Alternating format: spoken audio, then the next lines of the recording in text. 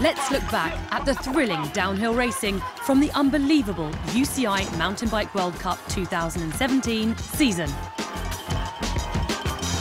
The men's field at the opening round in Lourdes was torn apart by difficult weather conditions. For the top riders, laying down a solid run was nearly impossible. So, the season started with a big surprise and a new face on the top step of the podium, Alexandre Fayol. So, Fayol wins for France. The rest of the season was dominated by one of the most enthralling battles in the history of downhill mountain biking.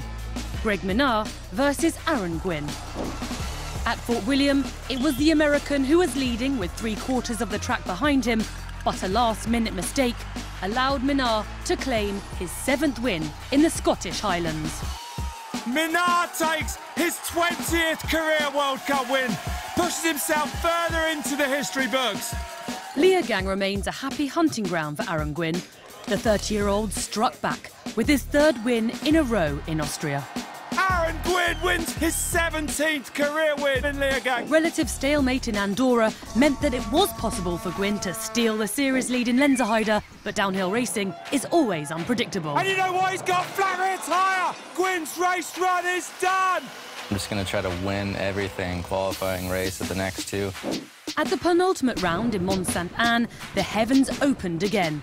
But Gwin laid down an incredible run and took the win. So Gwin is going to take the win in Mont Sainte-Anne, and he rides himself down in the history books. For his main rival and World Cup leader Greg Minnaar, it was a catastrophic 6th round, which saw him disqualified for leaving the track. And so the title would be decided at the very last race of the season in Val di Sole. After Mount Sainte-Anne, we're pretty close in points now, so I'm just stoked to be here after all the drama that's happened to me this season and still have a shot at winning this thing. The last 2 runs of the season were poised to decide the World Cup win 2017. But the South African was unlucky and was forced to walk down the track. So Minnaar has crashed because of a flat rear tyre. Gwin laid down another phenomenal run. Although when Gwin's riding like this, I don't know if anyone can beat him. Gwin took his 6th overall World Cup title. The pressure is off him. He has delivered. Gwin shines in Val di Sole. What a race. What a season. In the women's category, the 2017 season started as the previous one had ended, with a win for Rachel Atherton. And it's Rachel Atherton who takes her 34th World Cup career win. It was her 14th World Cup win in a row. It looked as though she would dominate again, but a dislocated shoulder as the result of a crash in training ended Rachel Atherton's winning streak in Fort William. From there on, the season was more open than it had been in a long time. The Australian Tracy Hanna took advantage of Rachel's absence by winning in Fort William. The other fast British girls also set about drawing attention to themselves in 2017. Former World Cup winner and world champion Manon Carpenter surprised everyone when she announced her retirement mid-season.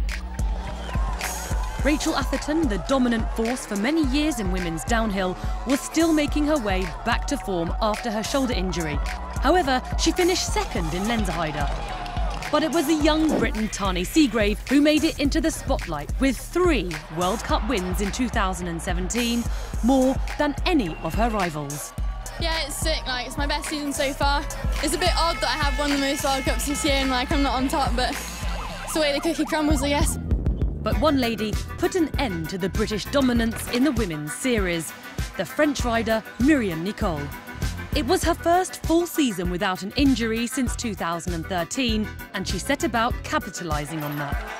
Nicole, without a doubt, the biggest race run of her life. Nicole won 2 races and never finished outside of the top 4. As a result, she became the overall World Cup winner for the first time in her career. I did not realise straight away, and then seeing all my family, my boyfriend and all my friends crying, I was like, oh, I really won the overall. So yeah, first time for me, and I've been waiting quite long to do that, and yeah, I'm so stoked it happened in Val di Sole. What a year, and what expectations for yet another year of great racing. The 2018 Mercedes-Benz UCI Mountain Bike World Cup promises to be another exciting season.